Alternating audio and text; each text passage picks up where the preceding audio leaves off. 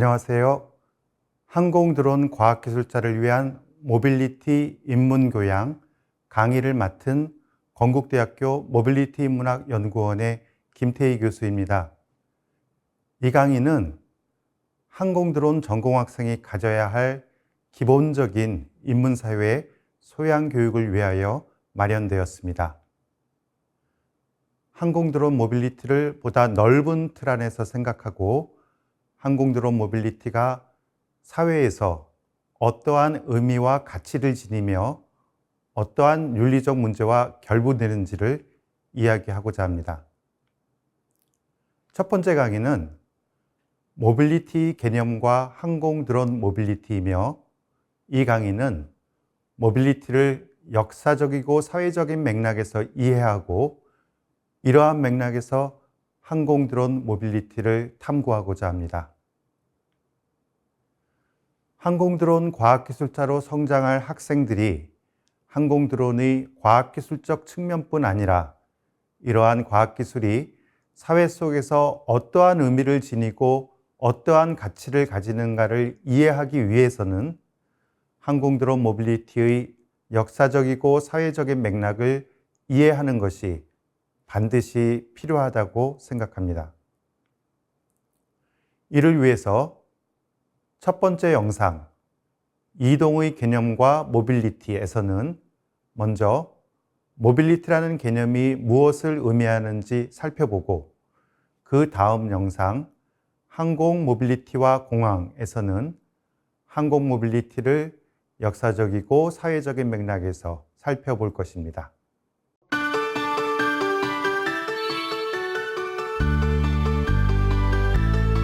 이동의 개념과 모빌리티.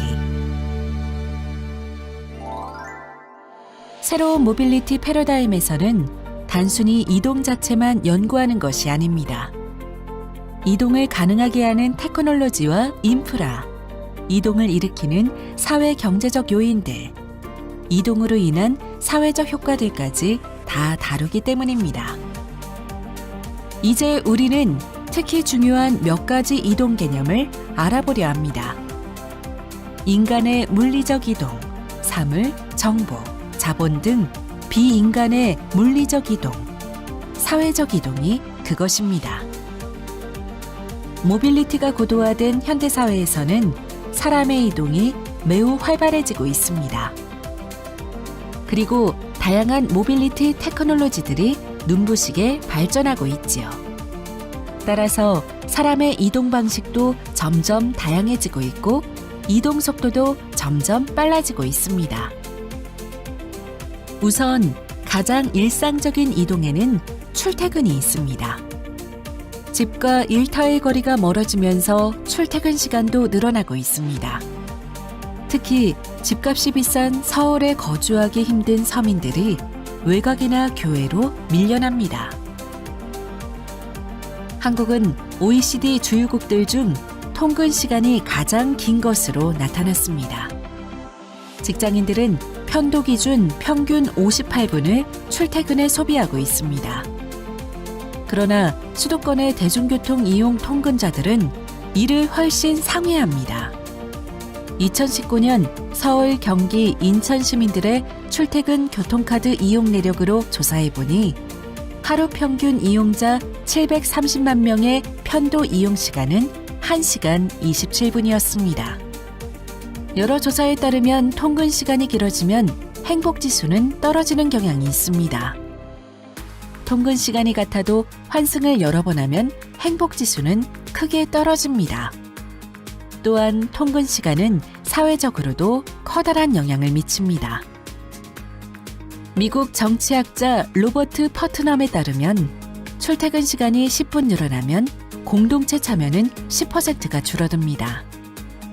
집과 일터의 거리가 멀수록 공동체의 소속감도 많이 줄어드는 것입니다. 한편 모빌리티 기술이 급격하게 발전함에 따라 물리적 이동에 드는 시간이나 비용이 크게 줄어들었습니다. 그래서 여행이나 관광과 같이 단기 이동이 크게 늘었습니다. 2019년 해외여행을 한 한국인은 자그마치 2,871만여 명에 이릅니다. 2010년은 1249만여 명이었으니 10년이 못 되는 기간 동안 2배 이상 늘었지요. 그뿐 아니라 국경을 넘는 이민이나 이주 등 비교적 장기간에 걸친 이동 역시 활발해지고 있습니다. 가령 한국에 체류하는 외국인이 2020년 처음으로 250만 명을 돌파했습니다. 한국 전체 인구의 약 5%에 달하는 것입니다. 이러한 이주자의 증가는 다문화 사회 등 새로운 사회 구조와 사회 현상을 만들어내고 있습니다. 그러나 모빌리티 패러다임에서 다루는 이동은 인간의 이동만이 아닙니다. 사물, 정보, 자본 등의 비인간의 물리적 이동도 중요한 주제입니다. 국경을 넘나드는 물건들의 이동도 활발해지고 정보통신 기술의 고도화로 정보 역시 활발하게 이동합니다. 물건의 이동이 급증하는 것은 탄소 배출을 증가시켜 지구 온난화에 부정적 영향을 끼치기도 합니다. 그래서 최근에는 친환경 물류를 지향하는 움직임이 있습니다. 또한 정보통신 기술의 고도화로 정보는 전 지구적 차원에서 실시간으로 이동합니다. 이처럼 데이터의 가상적 모빌리티 덕분에 제자리에 앉아 온갖 정보를 얻는 것을 프랑스 철학자 폴 비렐리오는 떠나지 않아도 모든 것이 도착한다고 표현했습니다. 이처럼 데이터는 곧 권력이자 자본이기 때문에 이를 둘러싼 국가 간, 기업 간, 개인 간의 경쟁이 치열합니다. 이들도 모두 모빌리티입니다. 그뿐 아니라 자본의 국제적 이동 또한 엄청난 규모로 일어나고 있습니다. 한국은 1990년대 이래 꾸준히 자본시장을 개방했습니다. 자본의 이동은 때로는 부정적 결과를 가져오는데 1997년 IMF 위기나 2008년 글로벌 금융위기가 대표적인 사례입니다. 또한 사회적 이동 역시 모빌리티의 중요한 양상입니다. 가령 사회적 이동에는 수직적 계층 이동이 있습니다. 한국에서는 교육을 신분 상승의 수단으로 여겨왔지요. 공부만 잘하면 인생 역전을 이룰 수도 있었습니다. 그러나 이제 계층 이동의 사다리마저 부러진 것이 아닌가라는 우려가 많이 있습니다. 새로운 모빌리티 패러다임에서는 이러한 사회적 모빌리티도 연구하고 있습니다. 사실 이러한 모든 모빌리티들은 서로 연결되어 있습니다. 새로운 모빌리티 기술을 기반으로 하여 사람의 이동, 물건, 정보, 자본의 이동은 서로가 서로를 촉진합니다.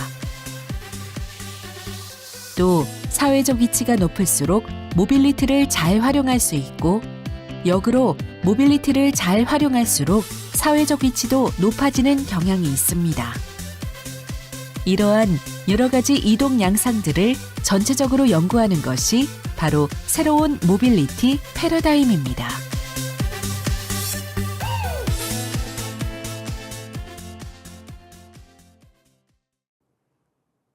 이 영상에서는 모빌리티라는 말이 어떤 의미인지 설명하고 있습니다. 현재 한국 사회에서 모빌리티라는 말은 스마트 모빌리티, 모빌리티 서비스, 퍼스널 모빌리티, 모빌리티 플랫폼 등 다양하게 쓰이고 있습니다. 그러나 이 말이 이렇게 널리 쓰인 것은 그리 오래되지 않았습니다. 명확한 정의를 내리고 쓰는 경우는 드물지만 우리 사회에서 모빌리티는 대체로 정보통신 기술 등 첨단 기술이 적용된 새로운 이동수단 정도의 의미로 사용하고 있습니다. 그러나 인문사회과학에서는 이 말을 이동수단이라는 의미보다는 훨씬 더 넓은 의미로 사용합니다. 이런 의미에서 모빌리티는 이동과 관련된 거의 모든 현상을 포괄합니다. 사람의 이동뿐만 아니라 물건, 정보, 이미지, 자본의 이동 등이 포함되고 이에 따른 여러 사회적 변화, 즉 공간, 도시, 인구, 노동, 자본, 권력의 변화 등도 포함됩니다. 나아가 이런 이동과 변화를 뒷받침하는 테크놀로지와 인프라 등도 포함됩니다. 그래서 인문사회과학에서 모빌리티는 오늘날 전 세계에서 벌어지는 다양한 현상과 급격한 변화를 설명하는 열쇠말이 되고 있습니다. 그래서 이제 학자들은 모빌리티를 더 이상 특별한 현상이 아니라 일상적 현상으로 보고 있습니다. 어쩌면 이제 지속적으로 이동하고 유동하는 삶이 일반적이고 어딘가에 정지하고 정주하는 삶이 오히려 일시적인 시대가 도래하고 있는지도 모르겠습니다. 21세기 들어서 서구학계에서 사회 현상을 모빌리티를 중심으로 연구하려는 새로운 움직임이 나타났습니다. 이를 모빌리티로의 전환이라고도 부르고 새로운 모빌리티 패러다임이라고도 부릅니다. 비행기, 기차, 자동차 같은 교통수단은 물론 인터넷과 모바일 같은 정보통신 기술이 발달에 따라 학문적 관심도 정주에서 이동으로 변화한 것입니다. 예를 들어 이전까지는 세상을 바라보는 학문적 관점이 국가와 지역 등으로 고정되어 있었다면 지금은 그 영역과 경계가 급속히 허물어지고 있습니다. 그러나 이런 연구는 주로 사회과학에서 이루어졌고 인문학의 연구는 미흡했습니다. 사회 현상을 단순히 서술하는 것이 아니라 그것이 우리 인간에게 지닌 의미와 가치 등을 성찰하는 것이 인문학의 본령입니다. 따라서 모빌리티에 대한 인문학적 연구는 이러한 다양하고 광범위한 모빌리티 현상이 우리 인간에게 어떤 의미와 가치를 지니고 바람직한 모빌리티는 어떤 것인지에 대해서 고민하는 학문입니다. 제가 속해 있는 모빌리티 인문학 연구원은 바로 이런 연구를 지향하고 있습니다. 이처럼 모빌리티는 광범위한 현상을 포괄하는 개념이지만 역시 이동수단이라는 의미와 관련된 모빌리티 테크놀로지는 그 중에서도 핵심입니다. 역사적으로 모빌리티 테크놀로지는 사회 변화의 원동력이었습니다. 전근대 사회에서는 이동을 위해 두 발로 걷거나 말이나 낙타 같은 가축의 힘을 이용할 수밖에 없었습니다. 그러나 기차라는 새로운 모빌리티 테크놀로지의 등장은 근대 사회를 새로운 공간과 시간으로 다시 조직했습니다. 그 뒤 20세기를 제패한 자동차 모빌리티는 자유롭고 개인화된 이동을 가능하게 했으며 항공 모빌리티는 20세기 후반 세계화의 결정적 동인으로 작용했습니다. 이런 까닭에 모빌리티 테크놀로지를 사회와 분리해 바라봐서는 안 됩니다. 모든 기술이 그렇듯 모빌리티 테크놀로지도 특정 시대와 특정 사회의 특정 조건에서 등장하고 거꾸로 그 사회에 사는 인간의 삶에 커다란 영향을 미치기 때문입니다. 인문사회과학에서는 이를 두고 인간과 테크놀로지의 공진화라고 표현합니다. 본래 공진화는 진화생물학에서 쓰이는 개념으로 하나의 생물 집단이 진화하면 그와 관련 있는 다른 생물 집단도 진화하는 현상을 가리키는 개념입니다.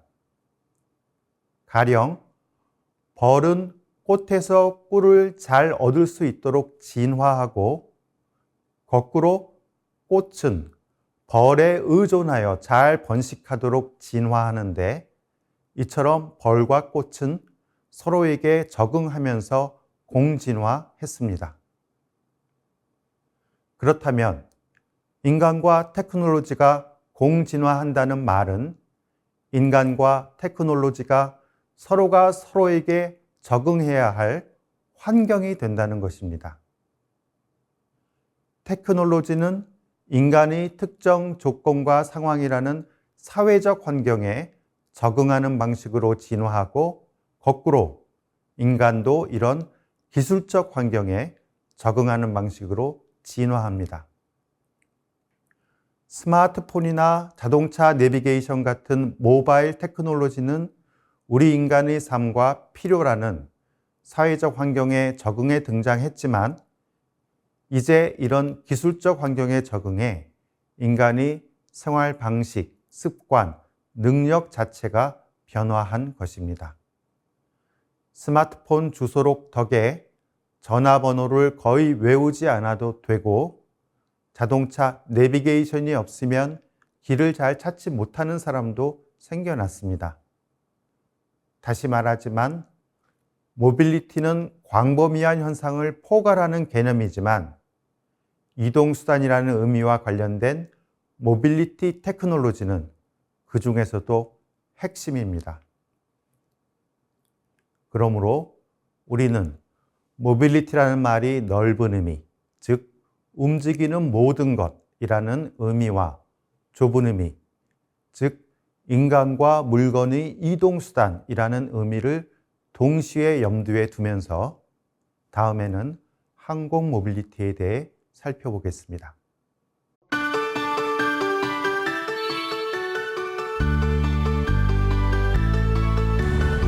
항공 모빌리티와 공항. 1903년 라이트 형제가 첫 비행에 성공합니다. 하늘을 나는 인류의 오랜 꿈이 실현되는 순간이었습니다. 그 후 코로나19로 이동이 제한된 2020년 이전까지 항공산업은 꾸준히 성장해 왔습니다. 3년 전인 2017년 전 세계 항공기 이용객은 40억 명을 돌파했습니다. 지금 이 순간에도 하늘을 날고 있는 사람은 무수히 많겠죠?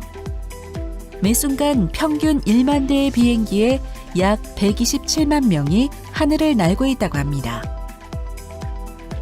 항공 모빌리티 시스템은 세계화 시대 현대인의 삶을 구성하는 중요한 요소가 되었습니다. 항공 모빌리티 시스템이란 비행, 비행기, 공항, 공항도시 등이 긴밀하게 결합된 거대한 시스템입니다.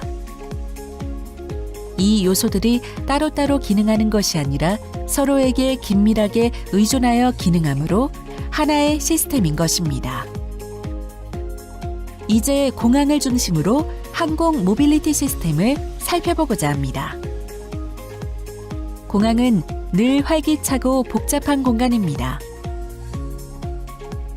그러나 공항이 처음부터 이렇게 복잡한 공간이었던 것은 아닙니다. 공항은 애초에는 그냥 비행기 이착륙을 위해 비어있는 넓은 공간이었습니다. 공항이라기보다 공터에 가까웠습니다. 라이트 형제의 첫 비행으로부터 겨우 10년 후인 1914년 제1차 세계대전이 발발하자 비행기는 곧바로 전쟁에 투입되었습니다. 수송이나 정찰에 쓰이기도 하였지만 폭격이나 공중전에도 쓰였습니다. 전쟁이 끝나고 1920년대부터 마침내 여객기가 등장했습니다. 이 당시 공항은 활주로, 주차장, 조그만 사무실과 식당 정도만 있는 초라한 모습이었습니다. 그러나 장거리를 빠른 속도로 비행할 수 있고 한 번에 많은 승객들을 수송할 수 있는 신형 항공기들이 속속 개발되었습니다. 그리고 이용객들이 점점 늘어나면서 공항시설도 현대화되기 시작했습니다. 이제 그냥 공터가 아니라 사람의 이동을 효과적으로 관리하는 터미널로 바뀐 것입니다. 구조도 효율적으로 변했습니다. 항공기의 안전한 이착륙을 위해 그리고 여객 및 화물의 원활한 이동을 위해 첨단 장비들이 속속 도입되었습니다. 여객 입출국 시스템이나 수화물 처리 시스템도 전산화되고 자동화되었습니다. 또한 여행객들을 위해 식당, 면세점, 레크리에이션 시설, 비즈니스 센터 등 편의시설이 도입되었습니다. 최근에는 호텔, 영화관, 박물관, 미술관까지 갖춘 공항이 늘어나고 있습니다. 또한 공항은 하늘길로 이동해온 사람들을 자동차, 버스, 전철, 기차로 연결시키는 교통허브로 발전했습니다. 공항은 항공 모빌리티를 다른 모빌리티들과 연결하는 고도의 시스템으로 다시 한번 발전하는 것입니다. 이처럼 공항이 커지고 복잡해지면서 그리고 공항 자체가 작은 도시처럼 변하면서 오직 공항 기능을 담당하는 도시들도 건설되고 있습니다. 이들은 주요 대도시 외곽에 위치하면서 고속철, 고속도로, 지하철 등으로 다른 도시들과 긴밀하게 연결됩니다. 비행, 비행기, 공항, 공항 도시로 구성된 복잡한 항공 모빌리티 시스템이 완성된 것입니다. 항공 모빌리티 시스템의 중심에 있는 공항은 이동을 위해 운영되는 대표적인 모빌리티 공간입니다. 공항은 처음부터 정착이 아닌 이동을 위해 교외에 별도로 설치된 장소입니다. 그리고 지구적 차원과 지역적 차원을 연결하는 경계적인 장소입니다. 이러한 이동성과 경계성으로 인해 공항은 대표적인 비장소가 됩니다. 비장소는 프랑스 인류학자 마르크 오제가 이동과 경계의 공간을 가리키기 위해 만든 신조어입니다. 전통적으로 하나의 장소는 대개 특별한 관계성과 역사성과 정체성을 가집니다. 장소는 그곳에서 거주하거나 머무는 사람들 사이에 지속적 관계들이 응집되어 있습니다. 장소는 이러한 사람들이 이룬 역사를 통해 형성되면서 어떤 기억과 흔적이 새겨져 있습니다. 그리고 이러한 관계성과 역사성을 통해 장소는 고유한 정체성을 가지게 됩니다. 우리가 어떤 장소를 떠나온 후 향수를 느끼게 되는 것은 바로 이러한 관계성, 역사성, 정체성 때문입니다. 그러나 이러한 특징들이 아예 없거나 거의 없는 장소들이 있습니다. 이런 얼굴 없는 장소들은 장소이되 장소가 아닙니다. 이런 곳들이 바로 비장소입니다. 마르코 오제는 현대사회에서 바로 이러한 비장소들이 점점 늘어난다고 보았습니다. 기차역, 고속도로 휴게소, 백화점, 슈퍼마켓 등과 더불어 공항도 대표적인 비장소입니다. 공항은 여행을 떠나고 돌아오는 사람들과 그곳에서 일하는 사람들로 밤낮 없이 북적입니다. 그러나 공항은 기본적으로 정착하기 위한 공간이 아니라 이동하기 위한 공간입니다. 공항에서 사람들은 진정한 의미로 만나기보다는 서로 스쳐 지나갑니다. 서로 지속적인 유대와 관계를 맺지 않습니다. 따라서 사람들이 이루는 역사가 존재하지 않고 늘 현재만 존재합니다. 이처럼 관계성과 역사성이 거의 없어서 정체성도 희박합니다. 전 세계 모든 도시에서 맥도날드의 모습이 비슷하듯이 공항의 모습도 대개 비슷합니다. 2004년 영화 터미널은 비장소로서의 공항을 잘 보여주고 있습니다. 그런데 무국적자인 주인공은 공항에서 9개월을 거주하면서 사람들과 다양한 관계를 맺습니다. 그래서 이 영화는 비장소를 장소로 만들어가는 역설적인 방식으로 비장소로서의 공항을 보여주는 것 같습니다. 이처럼 비장소의 상징으로서 공항은 항공 모빌리티와 더불어 계속 발전해 오고 있습니다. 코로나19 이전까지만 해도 2037년 항공기 여행객 수가 지금의 2배에 이르는 80억 명을 넘어설 것으로 예상했습니다. 그러나 코로나19가 모든 것을 바꾸어 놓았고 이제 그 예상을 수정할 수밖에 없겠습니다. 코로나19 여파로 비행기 탑승객 수는 급감했습니다. 2020년 미국의 비행기 탑승객 수는 전년 대비 96% 이상 줄어 하루 10만 명 이하로 떨어졌습니다. 66년 전인 1954년으로 돌아간 수준입니다. 지금까지 세계화는 공항 없이는 이루어질 수 없었습니다. 그러나 포스트 코로나 시대의 공항은 그리고 공항을 기반으로 하는 세계화는 어떠한 모습으로 변해갈까요?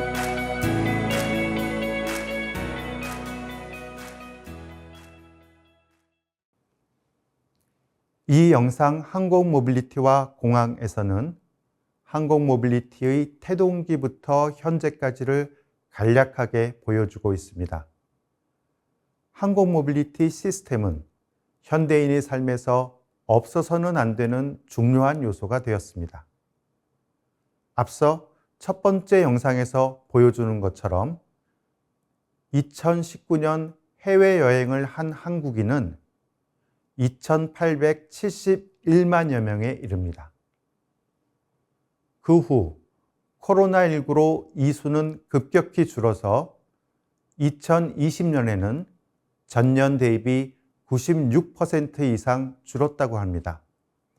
그러나 코로나19가 잠잠해진 2023년에는 한국관광공사 집계에 따르면 2,271만여 명으로 회복률이 79.1%에 달합니다.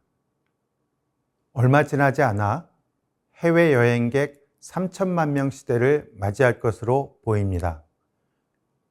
2018년 기준으로 매일 약 10만 2천 대 이상의 항공기가 뜨고 내리며 개인용 항공기와 헬기까지 합하면 하루에 15만 대가량이 뜨고 내립니다.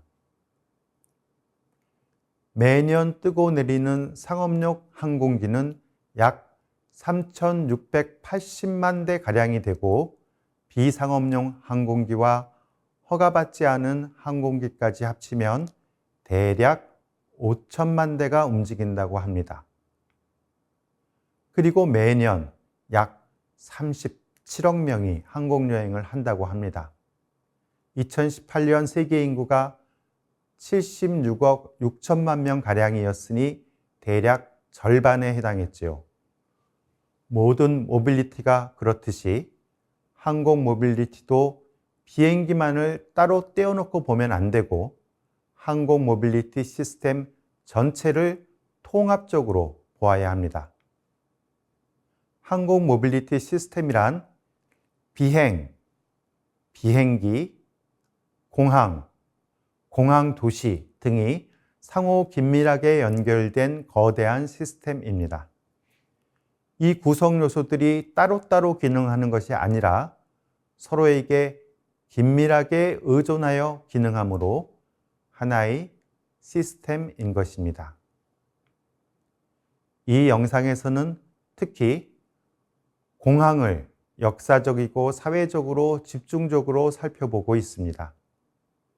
영상 중에 공항을 비장소라는 개념으로 설명하고 있는데 비장소는 한마디로 사람들이 뿌리 내리면서 거주하는 장소가 아니라 스치듯이 오고 가는 장소를 말합니다. 현대사회는 여행, 통학, 통근, 이사, 이주 등 사람들이 모빌리티가 매우 활발하기 때문에 이러한 비장소가 많이 나타납니다. 공항은 이러한 비장소의 대표적인 예인 것입니다. 마지막으로 영상에서는 항공 드론 과학기술자가 꼭 염두에 두어야 할 측면, 즉 기후와 항공 모빌리티 관계를 언급하고 있습니다. 항공교통을 포함해서 교통 분야가 온실가스 배출 등을 통해 지구온난화에 미치는 영향을 대략 15에서 20%로 추산하고 지역에 따라서는 25%에 달하기도 합니다. 국제통계기관 Our World in Data에 따르면 2022년 항공업계에서 배출하는 이산화탄소가 지구온난화에 미친 영향은 2.5% 비중을 차지한 것으로 추정됩니다. 비행운을 비롯한 다른 요소들까지 모두 더하면 항공업계 전체가 지구온난화에 미치는 영향은 3.5% 비중을 차지하는데 항공 모빌리티가 지구온난화에 미치는 영향에서 비행운은 이산화탄소 배출에 이어 두 번째로 큰 원인에 해당합니다. 항공 모빌리티가 확대됨에 따라 항공교통이 지구온난화에 미치는 영향은 나날이 커지고 있습니다. 한 사람이 1km를 이동할 때 배출되는 이산화탄소량이 비행기가 자동차의 2배, 기차의 20배나 된다고 합니다. 기후위기가 심화되면서 앞으로 모든 과학기술은 이 문제를 간과할 수 없게 될 것입니다. 이처럼 항공 모빌리티가 기후변화에 영향을 미치지만 역으로 기후변화도 항공 모빌리티에 영향을 미칩니다. 최근 영국 레딩 대학교 연구팀이 1979년부터 2020년까지 대기 데이터를 비교한 결과에 따르면 지구온난화로 인해 지난 40년 동안 난기류가 50% 증가한 것으로 나타났습니다. 이는 레이더에 잘 감지되는 뇌우나 구름으로 인한 난기류와 달리 예고 없이 발생하는 이른바 맑은 하늘 난기류와 관련이 있습니다. 지구의 기온 상승이 10km 상공에서 불어오는 바람인 제트기류의 변화를 일으키고 이로 인해 기류의 흐름이 더욱 구불구불하고 복잡해져 난기류가 더 많이 발생하고 있습니다. 물론 난기류 현상이 반드시 항공의 안전성을 떨어뜨리는 것은 아니지만 항공기나 항공노선 설계, 항공기 마모와 파손, 승객과 승무원 부상 위험 등에 큰 영향을 미치고 항공 모빌리티에 많은 비용을 발생시킬 수밖에 없습니다. 이처럼 항공 모빌리티와 기후변화의 상호관계에 대해 항공 드론 과학기술자는 심각하게 생각해야 할 것입니다. 첫 번째 강의는 이것으로 마치겠습니다. 들어주셔서 감사합니다.